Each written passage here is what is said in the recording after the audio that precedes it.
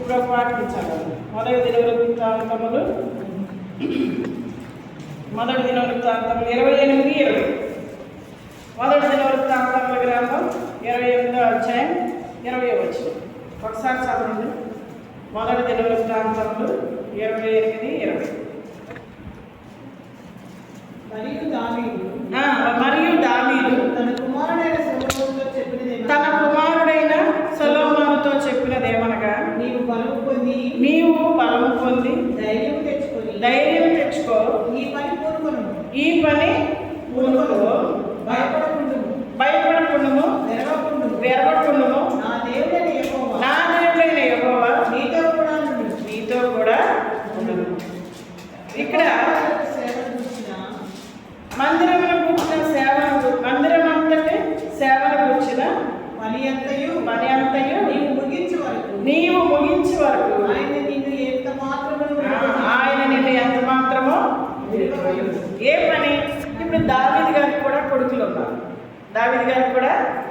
ఉన్నారు. ఉదాహరణకి ఒక ఇద్దరు కొడుకులు చూసుకుందాం. మరి దావీదు గారికి సొలొమోను ఒక కొడుకు. ఇంకో కొడుకు ఎవరు?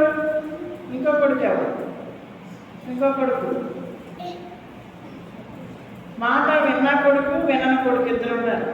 సొలొమోను అబ్షాలోము చూసుకున్నాం. తర్వాత ఇంకా ఉన్నారు కానీ ఇప్పుడు సొలొమోను అబ్షాలోము చూసుకుందాం. సొలొమోను చూసుకుంటే దావీదుకి ఎలా ఉన్నాడు? నమ్మకమైన కుమారుడిగా ఉన్నాడు కదా. నా భారమంతా దావీదు దేవుని మందిరం కట్టాలని ఎంతో ప్రయాసపడ్డాడు. అన్ని సమకూర్చాడు. మరి చాలా చేశాడు. కానీ దేవుడు అన్నాడు దావీదుని, నువ్వు నా మందిరం కట్టడానికి వీల్లేనే లేదు. ఎందుకని? నీ చేతులు రక్తంతో ఉన్నాయి. ఎందుకంటే నువ్వు పాపం చేసావు. ఏం పాపం? నువ్వు ఉరియాని యుద్ధంలో చంపించావు. నీ చేతుల్లో పాపం ఉంది, రక్తం ఒలికించావు. కాబట్టి పరిశుద్ధమైన మందిరాన్ని నువ్వు కట్టడానికి వీల్లేనే లేదు. మరి ఎవరు కట్టాలి? నీ కుమారుడైన సొలొమోను కడతాడు. నువ్వన్నీ సమకూర్చావు, మంచిదే, కానీ నువ్వు కట్టడానికి వీల్లేదు, నీకు అర్హత లేదు అన్నాడు దేవుడు. ఒకవేళ మనమే పని పూనుకుందామని దేవుని మందిరంలో అన్నీ సమకూర్చి పని చేయటానికి వస్తే నువ్వు చేయటానికి వీల్లేదు, నీకు అర్హత లేదంటే మనం ఎంత కృంగిపోతాం కదా. కృంగిపోతామా లేదా? కృంగిపోవటమే కాదు, ప్రార్థన కూడా మానేస్తాం. నేను చేద్దామని వెళ్తే నన్ను చేయొద్దాము కదా. అంటే దేవుని మందిరంలో పరిచర్య అయినా, పని అయినా, దేవుని ఇల్లును, సంఘాన్ని కట్టేదైనా, మందిరాన్ని కట్టేదైనా అది ఎవరి వల్ల అవుతుంది? ఆ దేవుని ఏర్పాటులో ఉన్న వాళ్ళ వల్లే అవుతుంది. దేవుని సంకల్పంలో, దేవుని ప్రణాళికలో ఎవరున్నారో వాళ్ళతోనే ఆయన చేయించుకుంటాడు కదా. ఇప్పుడు ఒక చాప్ తీయాలి, చాప్ వేయాలి. అందరితో చాప్ పని చేయనీడు. ఎవరు? ఆయన ఏర్పాట్లు ఉన్న వాళ్ళకే ఆ పని దక్కుతుంది. దేవుని మందిరంలో పరిచర్య చేయటం అనేది గొప్ప భాగ్యం, ఎంతో ధన్యత. ఇప్పుడు దావీదు మందిరం లేదే దేవునికి, కడదామని అన్నీ సమకూరిస్తే కట్టనేర్చుగా దేవుడు కట్టనిచ్చాడా? నువ్వు కట్టడానికి వీలు లేదు అని కఠినంగా చెప్పేశాడు.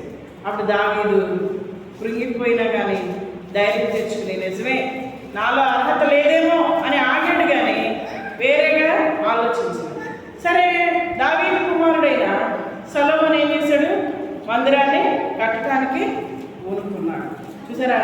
పూనుకుంటే అప్పుడు దేవుడు సొలొమోనుతో మాట్లాడుతున్నాడు, ఈ పని ముగించే వరకు నీకు తోడుగా ఉంటా, నిన్ను వదిలిపెట్టను.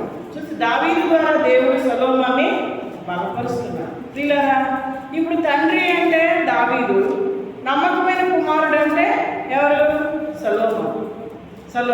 సొలొమోనుకి భయం వేసింది. వాళ్ళ నాన్న పడిన కష్టాలన్నీ చూశాడు. ఇశ్రాయేలులతో ఎంత విసిగిపోయాడో, చుట్టుపక్కల రాజ్యాల రాజులతో, శత్రు రాజ్యాలతో ఎంత విసిగిపోయాడో అన్నీ చూశాడు సొలొమోను. చూసి మరి ఆ పనిలోకి ముందుకు రావాలంటే ధైర్యం చాలదా? చాలదు. కానీ తండ్రి అప్పగిస్తున్నాడు. అప్పగించినప్పుడు తండ్రి కుమారుడిగా ఏం చేయాలి? అది ఎంత ఇబ్బంది అయినా, భారమైనా అది చేయడానికి ముందుకు రావాలి. ఎవరు వస్తారు? నమ్మకమైన కుమారుడు మాత్రమే వస్తాడు. నమ్మకమైన కుమారుడు. అలాగే దావీదుకి నమ్మకమైన కుమారుడు ఎవరంటే ఎవరు? సొలొమోను అక్కడే. పిల్లరా, మనం కూడా దావీదు అంటే దేవాతి దేవుడికి గుర్తు. ఇప్పుడు సొలొమోను దావీదు కుమారుడు ఎలాగో మనం కూడా ఎవరి కుమారులమే? ఎవరి కుమారుడు? దేవుడి కుమారుడు. మనం కూడా ఎలా ఉండాలి? ఎలా ఉండాలి? దేవుడి. దావీదుకి సొలొమోను ఎంత నమ్మకమైన కుమారుడుగా ఉన్నాడో, భారమైన, ఇబ్బంది అయినా, శ్రమ అయినా తీసుకున్నాడు ఆ బాధ్యత. నేను చేయను అని వెనక్కి తిరగలేదు. అందుకే ఇందాక చెప్పారు మత్తయి 21, ఒక తండ్రికి 2 కుమారులు ఉన్నారు. ఒకడు ద్రాక్ష తోట చూడు అంటే చూస్తామని చూడలేదు, చూడను అని చూశాడు ఇంకో కుమారుడు. అట్లాగే సొలొమోను భయపడ్డాడు, నేను చేయలేనేమో, కానీ ఏం చేశాడు? చేశాడు, ముందుకొచ్చాడు. చూడప్పుడు దేవునికి ప్రార్థన చేస్తాడు. సొలొమోను, నీకేం కావాలో కోరుకో, నేనున్నాను కదా, నీకేం కావాలో కోరుకో, నేను అన్నీ ఇస్తానని దేవుడు అడిగితే, మరి మనమైతే ఒక 100 ఎకరాల పొలం, ఒక 2 కేజీలు బంగారం, 2 కోట్ల డబ్బు అడిగేవాడు ఆయన కదా. అయితే సొలొమోను ఏమడిగాడు? ఏమి అడగల, నాకేం వద్దయ్యా, ఈ రాజ్యాన్ని వెళ్ళడానికి, ఈ మందిరాన్ని కట్టడానికి నాకు శక్తి చాలట్లా, నా జ్ఞానము చాలట్లా, ఈ పని చాలా భారమైంది, నాకు ఒక్కటే ఇవ్వు. ఏమివ్వు? జ్ఞానాన్ని ఇవ్వు, నాకు జ్ఞానం ఇవ్వని అని అడిగాడు. ఎవరు అడిగింది? సొలొమోను. దేవుడు అంట, సొలొమోను నువ్వు ఎంత మంచోడు అయ్యా, నువ్వు జ్ఞానం ఒకటే అడిగావు కదా, జ్ఞానంతో పాటు ఏమిస్తాను? నువ్వు అడగకపోయినా నీకు అన్నీ కూడా నేను ఇస్తాను. చూసారా, తండ్రికి నమ్మకమైన కుమారుడు కాబట్టి నమ్మకమైన వానికి ఏముంటాయి? వాక్యం. నమ్మకమైన వానికి మెండైన దీవెనలు. ఇప్పుడు తండ్రికి నమ్మకంగా ఉన్నాడు కాబట్టి దేవుడు ఏం చేశాడు? మెండైన దీవెనలు ఇచ్చాడు. తండ్రి అంటే ప్రభువైన యేసుక్రీస్తు వారు. ఇప్పుడు యేసు ప్రభు బిడ్డలో మనం కూడా ఎలా ఉండాలి? మనం కూడా దేవుడికి ఎలా ఉండాలి? ఇటు చూడాలి, బైబిల్ ఏం చూస్తారు, ఇటు చూడాలి. ఎవరు తండ్రికి ఎలా ఉండాలి? మనం కూడా నమ్మకంగా ఉండాలి. నమ్మకంగా ఉండాలి. నమ్మకంగా మందిరానికి రావాలి. నమ్మకంగా పరిచర్య చేయాలి. నమ్మకంగా దేవుడి సన్నిధిలో జీవించాలి. అపనమ్మకంగా ఉంటే దేవుడు ఇష్టపడతాడా? ఆశీర్వాదాలు ఇస్తాడా? ఇవ్వనే ఇవ్వడు. చూసారా? కాబట్టి మనం అందుకే దేవుడు అన్నాడు, కొంచెంలో నమ్మకంగా ఉంటే ఏమిస్తాను అన్నాడు. కూర్చోబెట్టాడు. కొంచెంలో నమ్మకంగా ఉంటే ఏమిస్తాను అన్నాడు దేవుడు. కొంచెంలో నమ్మకంగా ఉంటే ఏమిస్తాడు? అనేకమైన వాటి మీద అధికారులుగా పెడతాడు. దేవుడు మనకు అప్పగించిన దానిలో నమ్మకంగా ఉండాలి. అపనమ్మకంగా ఉండకూడదు. దేవుని మందిరానికి వచ్చే విషయంలో, దేవుని మందిరంలో పరిచర్య చేసే విషయంలో, దేవుని వెంబడించే విషయంలో మనం చాలా నమ్మకంగా ఉండాలి కదా. చూసారా? అపనమ్మకంగా ఉండకూడదు. మనం నమ్మకంగా ఉంటే దేవుడు మనం అడిగిన దానికంటే ఎక్కువ ఇస్తాడు. తండ్రికి నమ్మకంగా ఉన్నాడు కదా సొలొమోను, దేవుడు అడిగిన దానికంటే ఇచ్చడే కాదు. నమ్మకంగా ఉండాలి. ఎప్పటి వరకు నమ్మకంగా ఉండాలి? మన ప్రాణం పోయే వరకు, మన యాత్ర ముగించే వరకు నమ్మకంగా ఉండాలి. దేవుడికి మన మీద నమ్మకం కలగాలి. ఇప్పుడు మనం కూడా అందరికీ పనులు చెప్పం. ఎవరికి చెప్తాం? నమ్మకంగా చేసే వాళ్ళకే పని చెప్తాం. నమ్మకంగా చేస్తే ఈ పని వీళ్ళైతేనే జాగ్రత్తగా చేయగలరు, వీళ్ళు చేయరు అని అపనమ్మకస్తులకి మనం చెప్పం. ఎవరికప్పుడు చెప్తాం? నమ్మకంగా ఉన్నవాడికి. ఇప్పుడు తండ్రి కూడా, యేసు ప్రభు కూడా తల్లి బాధ్యత 12 మంది శిష్యుల్లో 12 మందికి అప్పచెప్పాడు. ఎవరికి చెప్పాడు? నమ్మకమైన శిష్యుడు ఉన్నాడు. ఎవరు? యోహాను. యేసు ప్రేమించిన వాళ్ళ అమ్మనే ఎవరికి అప్పచెప్పినా సరిగ్గా చూడరని తెలుసు. శిష్యులుగా ఉన్నారు, ఆయన చుట్టూ ఉన్నారు, ఆయన అందరి కాళ్ళు కడిగాడు, అందరితో జీవించారు. కానీ అందరినీ ఆయన ఎవరు నమ్మాడు? యోహాను. అందుకే తల్లి బాధ్యత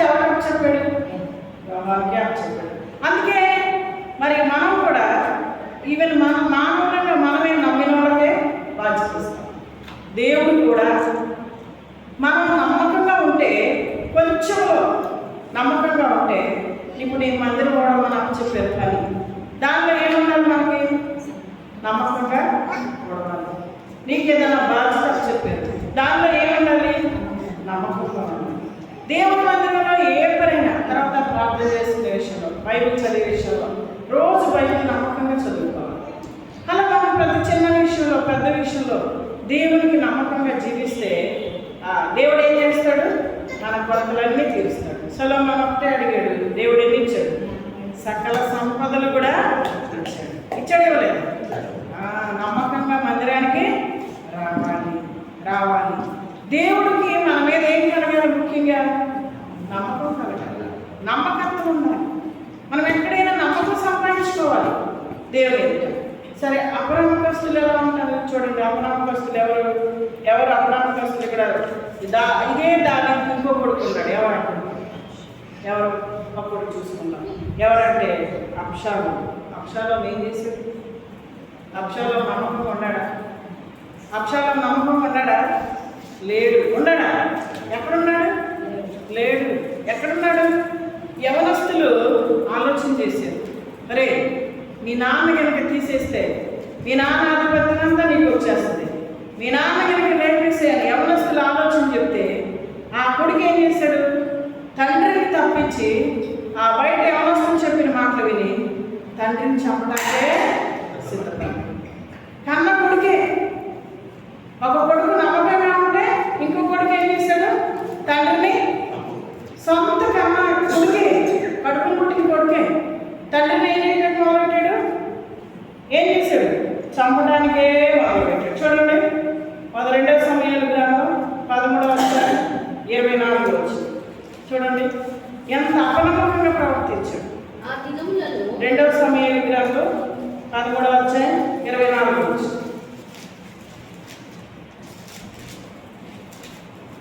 2వ సమయాలు 14. అబ్షాలోము రాజు వద్దకు వచ్చి చిత్తగించుము గొర్రెబొచ్చు కత్తిరించి కాలం వచ్చెను, రాజులైన నిన్ను నీ సేవకులను ఇందునకు రావాలని నీ దాసుడైన నేను కోరుచున్నానని మనవి చేయగా. చూసారు ఏమంటున్నాడు? కపటమైన హృదయంతో వచ్చాడు రాజు దగ్గరికి. రాజు ఎవరు? దావీదు. అబ్షాలోముకి ఏమవుతాడు? చెప్పండి, ఏమవుతాడు? కొడుకు అవుతాడు. ఏమంటాడు? గొర్రెబొచ్చు కత్తిరిస్తున్న విందుకు రండి అని అందరూ విందుకు రమ్మని పిలిచాడు. నిజంగా భోజనం అడగడానికి కాదు, చదవండి అక్కడ. భోజనానికి రమ్మని అడిగాడు. రాజు నా కుమారుడా నన్ను మమ్మల్ని పిలవద్దయ్యా, మేము చాలా భారం ఎక్కువైంది, మేమందరము రాతగాదని చెప్పినని అబ్షాలోము రాజును బలవంతం చేసేది. మేము రామయ్యా, మేము నీకు భారంగా ఉంటాం, వద్దులయ్యా అన్నా సరే. అబ్షాలోము విన్నాడా? బలవంతం చేస్తున్నాడు. బలవంతం చేస్తున్నాడంటే ఏదో ప్రేమతో కాదు, కడుపులో ఏముంది?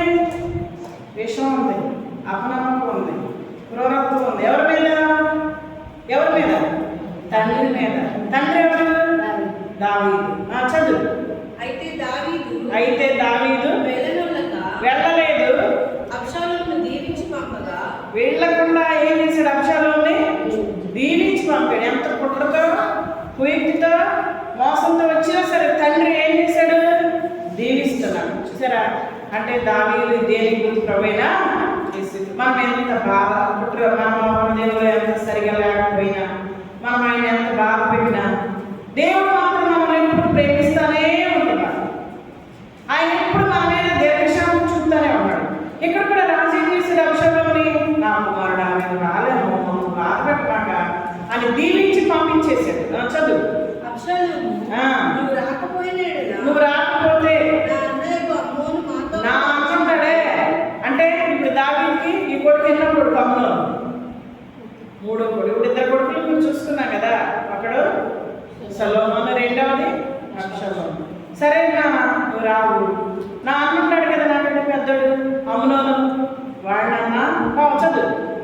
నా అన్నకు అమ్మోను నాతో కూడా వచ్చినట్లు సెలవిమ్మని రాజుతో మనవి చేశాను. అతడు నీ యొద్దకు ఎందుకు రావాలని రాజును అడగగా అబ్షాలోము అతని బతిమాలినందున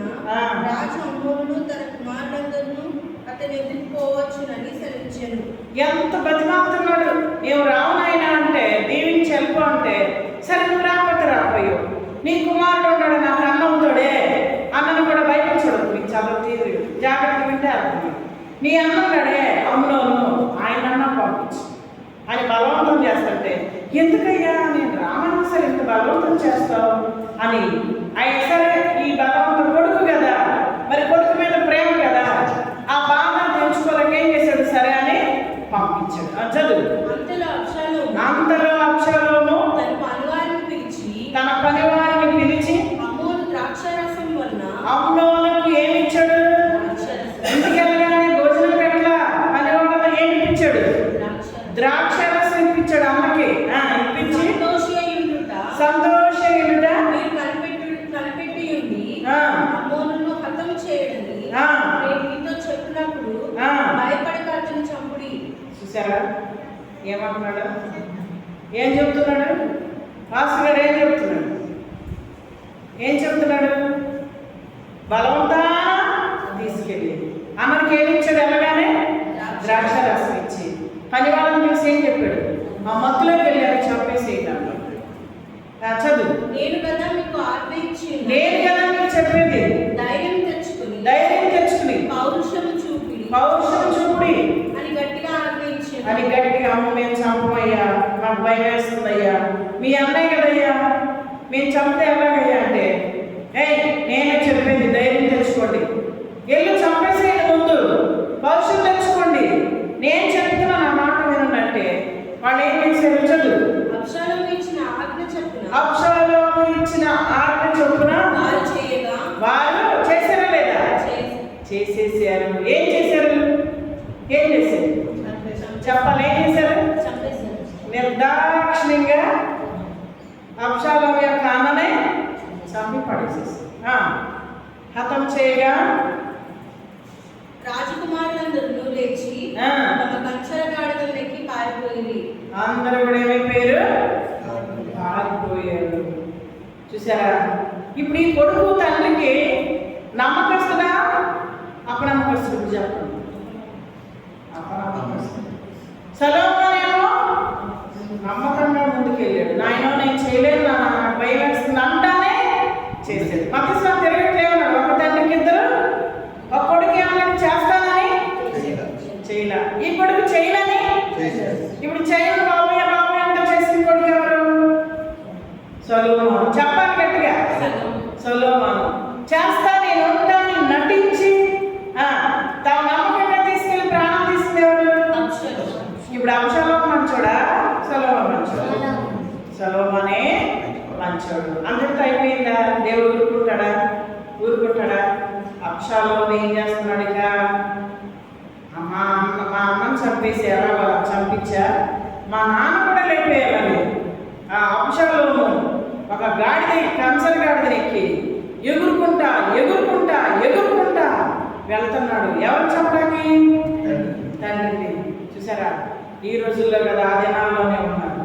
చూసారా, వెళ్తుంటే రంకిలేసుకుంటూ వెళ్తున్నాడు, కంచర గాడిదలో పడుతున్నాడంట.